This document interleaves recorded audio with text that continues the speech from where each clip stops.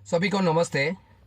आज जो हकीकत मैं कहने जा रहा हूँ, ये हकीकत सोचने में, समझने में और देखने में बहुत ही अजीब सा लगता होगा, क्योंकि स्किल सर्टिफिकेट जो है, इसी स्किल सर्टिफिकेट से सरकार दावा करती है कि उसको जॉब मिलेगा। वही स्किल सर्टिफिकेट के कारण जो सरकारी नौकरी में गए हुए लड़के आज बाहर हो चुके हैं। सही सुना आपने। इसकी कहानी मैं पूरा बताना चाहता हूँ, इस कहानी में आप सब लोगों को जुड़ाना चाहता हूँ और इस कहानी के अंत में आपसे मैं सहमति भी लेना चाहता हूँ कि इधर कौन गलत है और कौन सही है। देखिए, एक युवा अपनी ज़िंदगी में बहुत सारे धक्के खाकर और गरीबी से जूझकर माँ बाप की एक जो आकांक्षा रहता है, एक ख्वाब रहता है, उसको पूरा करने के लिए अपनी एजुकेशन को भी बलिदान कर देता है, क्योंकि गरीब स्थिति रहती है। लेकिन कहीं ना कहीं वो सोचता रहता है कि ज़िंदगी में मैं भी कुछ करूं, ज़िंदगी में आगे बढ़ूं, कोई एक सरकारी नौकरी पाल लूं, तो सरकार से जो मिलेगी तनख्वाह, उससे मेरी ज़िंदगी भी बन जाएगी और माँ बाप की मैं सेवा भी कर लूँगा।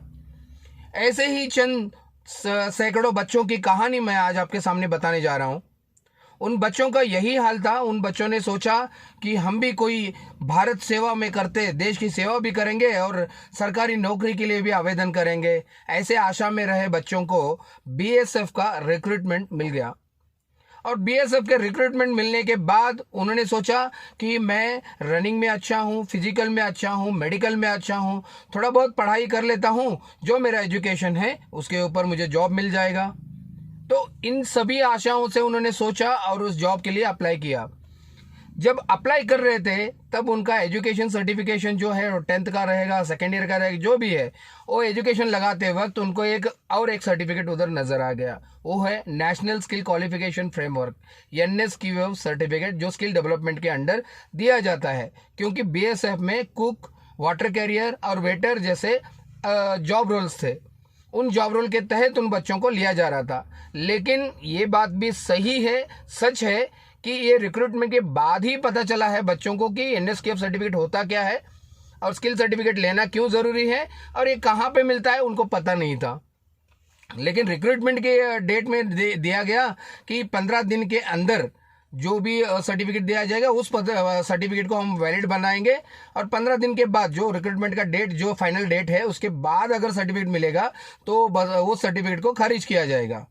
तो उस वक्त क्या हुआ, उन बच्चों ने सभी जगह ढूंढना शुरू कर दिया सर्टिफिकेट कहाँ पे मिलता है, NSQF सर्टिफिकेट कहाँ पे मिलता है। एक बड़ा मुद्दा था उस टाइम पे। और NSQF सर्टिफिकेट इतना ही नहीं, NSQF के सामने उनको लेवल 1 भी चाहिए था। ये लेवल 1, लेवल 2, लेवल 3, लेवल 4, ये जो है एजुकेशन के क्राइटेरिया के हिसाब से आता है, वो मैं आगे आपको बता भी रहूँगा। लेकिन इस कहानी में सोचना ये ज़रूरी है कि उन बच्चों ने फिजिकल किया, मेडिकल किया, बाकी सारे क्राइटेरिया को मैपिंग करने के बाद जब ये सर्टिफिकेट की बारी आती है तो उनके पास ये सर्टिफिकेट जेन्युइनली नहीं मिलता है। क्योंकि स्किल सर्टिफिकेशन हमेशा मिलने वाला सर्टिफिकेट नहीं है। आप जाओ तो इमीडिएटली मिलने वाला सर्टिफिकेट नहीं है। तो 3 महीने की, 15 डेज की ऐसे प्रोग्राम्स रहते हैं, उस प्रोग्राम के तहत वो सर्टिफिकेट मिलता है। लेकिन उन बच्चों को पता नहीं है, क्योंकि उसके बारे में अवेयरनेस नहीं था उनको। तो उन बच्चों ने क्या किया, जो स्किल सर्टिफिकेट कौन देगा करके यूट्यूब में जब सर्च किया तो उधर एक ज्ञानी बाबा ने उनको ऐसा आकर्षित किया कि स्किल सर्टिफिकेट वो खुद देगा। वही खुद NSDC बन गया, वही खुद मिनिस्ट्री बन गया। उस बंदे ने उन सभी बच्चों को ट्रैप करके, पैसों की मांग करके, उस सर्टिफिकेट को डुप्लीकेट बना के उसने दे दिया। लेकिन वो सर्टिफिकेट डुप्लीकेट है, ओरिजिनल है, समझने के लिए बच्चों के पास नॉलेज नहीं है। जब वो बच्चों ने ये सर्टिफिकेट लेने के बाद उनके दिमाग में क्या आया कि मुझे स्किल सर्टिफिकेट मिल गया तो मैं इसके लिए एलिजिबल हूँ।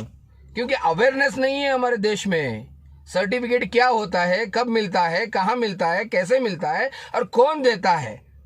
फ्री में मिलने वाले सर्टिफिकेट के भी अवेयरनेस हमारे पास नहीं है। सरकार बताना चाहती है, बच्चे सुनते नहीं है, बच्चे सुनना चाहते हैं, सरकार उस जगह पे रीच नहीं हो पा रही है।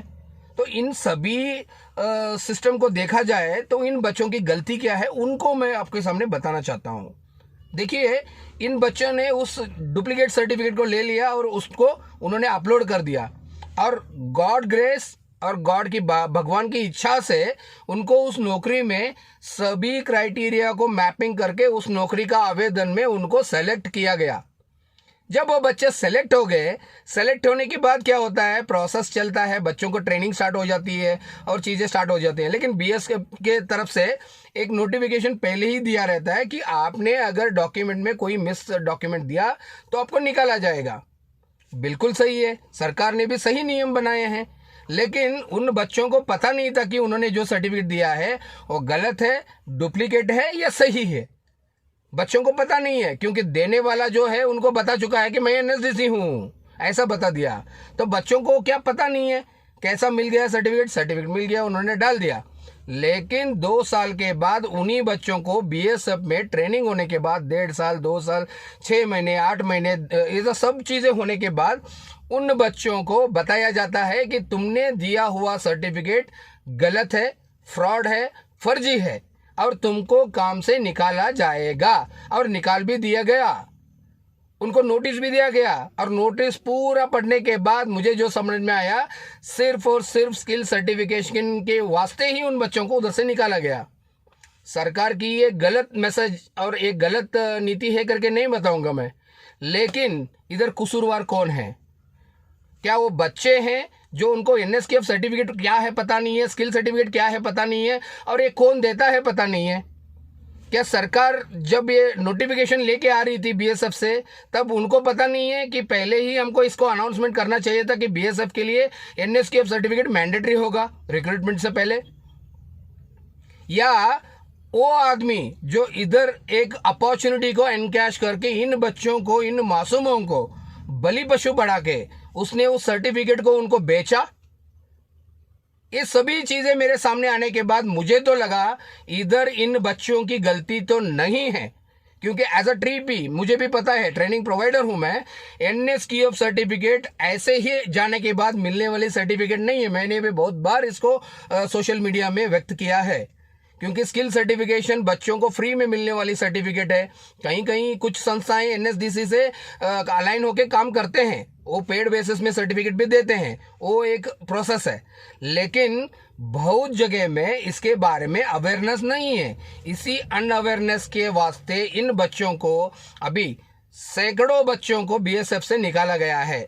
लेकिन मैं सरकार से यही विनती करने लग गया हूं कि सरकार इन बच्चों को अगर 2-2 साल, 1.5 साल तक भी उन्होंने ट्रेनिंग दिया है, तो उसी ट्रेनिंग के बिहाफ में आप एक अप्रेंटिसशिप समझ लीजिए। इन बच्चों को अप्रेंटिसशिप समझ के उन बच्चों को जॉब दीजिए, क्योंकि उन्होंने काम किया है। शायद लगभग उस समय में ऑपरेशन सिंदूर भी चला था, उस समय में शायद कुछ बच्चों ने काम किया होगा। उन बच्चों ने आज के डेट में, बता देता हूं मैं, जब उनको जॉब लगी, चिंता छोड़ दिया उन्होंने, सरकारी नौकरी मिल गई, माँ बाप खुश। माँ बाप ने बच्चों के लिए लड़कियां ढूंढना स्टार्ट कर दिया शादी करने के लिए। और कुछ बच्चों ने क्या किया, घर खरीदना स्टार्ट कर दिया, क्योंकि सैलरी तो आ रही है, ईएमआई करेंगे, लोन करेंगे, हम घर खरीद लेंगे। ऐसे भी कुछ बच्चों ने कर दिया। कुछ बच्चों ने उसकी बेटों, भाइयों को, बहनों को शादी के लिए लोन निकाल के बैठा है, क्योंकि 1.5 साल से उनको जॉब पे रखे थे, साल से उनको जॉब पे रखे थे, उनको पेमेंट भी मिल रहा था, सब चीजें हो रही थी। तो अभी सडनली उन बच्चों को निकालने के बाद उन सैकड़ों बच्चों की जिंदगी पूरे रोड पे आ चुकी है। और एज अ उसके नॉलेजेबल पर्सन आज मैं आपके सामने आके इस चीज़ों को नहीं बताऊंगा, सरकार तक इस चीज़ को पहुंचाने के लिए कोशिश नहीं करूंगा, तो मैं खुद को दोषी ठहराऊंगा तभी। तो इसलिए मैं सबसे निवेदन कर रहा हूं, इसमें जो चीज़ें हैं उन चीज़ों को समझ के, इसमें बारीकियां जो हैं उसको समझ के हम इसको सरकार तक पहुंचने की कोशिश करेंगे। और उन बच्चों को हम ये देंगे, न्याय देंगे, न्याय देना भी चाहिए, क्योंकि सरकार कभी भी गलत नहीं करती है, सरकार अपनी जगह सही है, लेकिन बच्चे भी अपनी जगह सही है। लेकिन उन बच्चों को जो ढूंढ के सर्टिफिकेट दिया गया, जो सर्टिफिकेट प्रोवाइड किया गया, उसका गलती है। और सिर्फ इन पूरे पैरामीटर को देखा जाए तो सर्टिफिकेट के जो है बच्चों की अप्रेंटिसशिप में, साल 1.5 साल में बच्चों ने उधर काम किया है, एक डिसिप्लिन पोजीशन पे काम किया है, तो उनकी डिसिप्लिन पे कोई शक है, अगर उनके काम करने में कोई शक है, अगर उनके काम में कोई गलती है, तो बेझिझक निकल दीजिए उनको, कोई प्रॉब्लम नहीं है। लेकिन उन बच्चों ने 1.5 साल, 2 साल पूरा मेहनत से काम किया है। तो मैं सरकार से गुजारिश करने वाला हूं इस वीडियो से, प्लीज़ इन बच्चों की जो कठिनाइयां हैं, परिस्थिति हैं, इनको समझिए। क्योंकि बहुत सारे बच्चे मेरे साथ अभी जुड़े हैं। देश के पूरा 300-400 बच्चे मेरे साथ इसमें जुड़े हैं। वो बच्चों का यही ख्वाहिश है कि सरकार और एक बार हमारा परिस्थिति को देख के हमको वापस लेगी। क्योंकि देखिए, ज्वाइन होना बड़ी बात नहीं है, उधर सेलेक्ट होना बड़ी बात है। रजिस्ट्रेशन करना बड़ी बात नहीं है, उधर सेलेक्ट होना बड़ी बात है। बच्चे सेलेक्ट हो चुके हैं, जो सेलेक्ट हुए हैं उनको ही निकाला जा रहा है सिर्फ और सिर्फ सर्टिफिकेट के लिए। गलत नहीं है सरकार की इस बात को, लेकिन मैं सरकार को निवेदन करूंगा कि 1.5-2 साल उनको काम उधर ही दिया गया है, तो इसको एक अप्रेंटिसशिप मान के उन बच्चों को कंटिन्यूअस करने के लिए एक अवकाश प्रदान करे। क्योंकि उन बच्चों की स्थिति ना घर का ना घाट का परिस्थिति है। क्योंकि उन बच्चों की एज क्राइटेरिया कंप्लीट हो गया, अभी तो स्टडी करना भी भूल गए। बहुत सारे ऐसे हैं, और उधर से एक बार बाहर निकलने के बाद उन पे धब्बा लगा है कि वो फ्रॉड है। वो बच्चे फ्रॉड नहीं है, उन बच्चों पे फ्रॉड का लांछन लग जाएगा। क्योंकि बाहर आने के बाद लोग बोलेंगे उनको, तुम बीएसएफ गए थे, तुमने उधर गलत सर्टिफिकेट दिया इसलिए तुमको निकाला गया है। तो उसकी परिस्थिति क्या होगी? अगर उसने उसकी एजुकेशन सर्टिफिकेट में गलती दिया है, बेझिझक निकालिए। अगर उसने उधर कुछ भी डिसिप्लिनली उसको पाला नहीं है, फॉलो नहीं किया है, आपके जो भी क्राइटेरिया है उसको निकाल दीजिए। लेकिन सिर्फ और सिर्फ स्किल सर्टिफिकेट के वास्ते ही उनको निकाला जा रहा है। तो प्लीज़ और प्लीज़ और प्लीज़ इस बात को समझिए।